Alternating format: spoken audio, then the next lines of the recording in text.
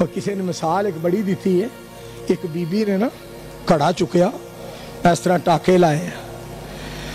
घड़ा चुकया तो टाके लाया, तो एक बाबा जी वेख के पता की आंदे ने, बल्ले ओए घड़िया तू किथे जा चढ़िया।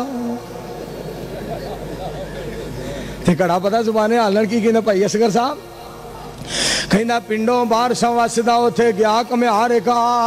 उन्हें कईयां दे नाल पुट के लिया बोरे दे विच पा,